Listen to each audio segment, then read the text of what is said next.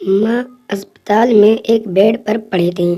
अस्पताल के बरामदे में उसके दो बेटे और एक बेटी चिंता में टहल रहे थे।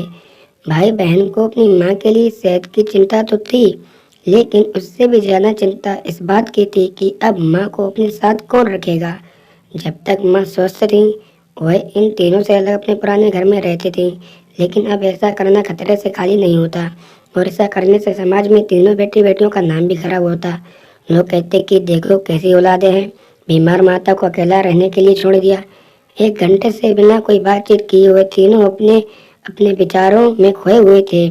फिर बहन ने चुप्पी तोड़ते हुए अपने बड़े भाई की तरफ देखते हुए कहा, भैया आप बड़े हैं, इसलिए आपका कर्तव्य है कि माँ को जरूरत के समय आप रखें और उनकी देखभाल करें।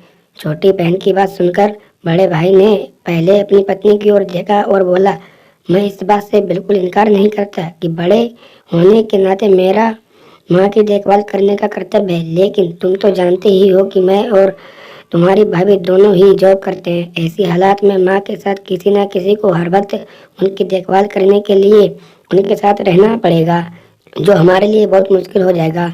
बहन तुम तो पूरे दिन घर ही रहती हो, तुम माँ को अपने साथ क्यों नहीं रखती? पैसों की चिंता मत करना, जो भी खर्चा आएगा मैं दे दूंगा। सुनील भैया, आप तो जानते हैं कि मैं माँ से कितना प्यार करती हूँ, लेकिन आप यह भी जानते हैं कि मेरे ससुराल वाले कैसे हैं। मैं यह बिल्कुल बर्दाश्त नहीं कर पाऊंगी कि कोई मेरी माँ को और मेरे भाइयों को बुरा भला कहे। इसलिए अच्छा यही होगा कि माँ को अनिल भाई के यहाँ रखा जाए। बड़े भाई सुनील ने भी छोटे भाई अनिल के यहाँ माँ को रखने के लिए सहमति जताई।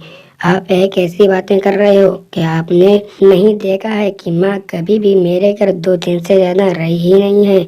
उसका मेरे यहाँ मन लगता ही नहीं है, फिर कैसे वो इतने दिन मेरे घर रह पाएगी? छोटे भाई ने अपनी असहमति जताते हुए कहा।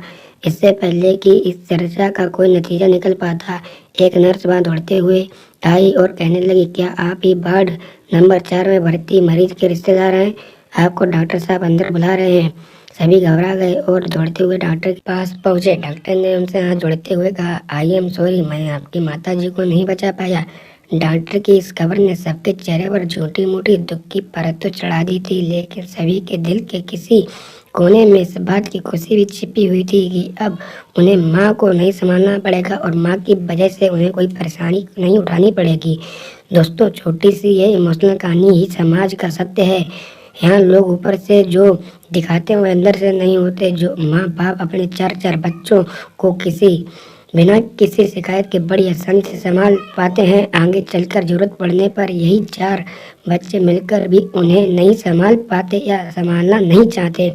बच्चों को यह बात नहीं भूलनी चाहिए, जैसा वह बोएंगे वैसा ही तो काटेंगे। अगर आज वह अपने माँ बाप के साथ बुरा का बर्ताव करते हैं तो उन्हें याद रखना चाहिए कि उनके बच्चे भी बड़े होंगे और वह भी बूढ़े होंगे। जो उन्होंने अपने माँ बाप के साथ किया है, उनके उनके बच्चे भी उनके साथ वही करेंगे। दोस्तों, अपने दिल से छल कपट निकाल दीजिए और सच्चे मन से अपने माता पिता की, अपने बुजुर्गों की सेवा कीजिए।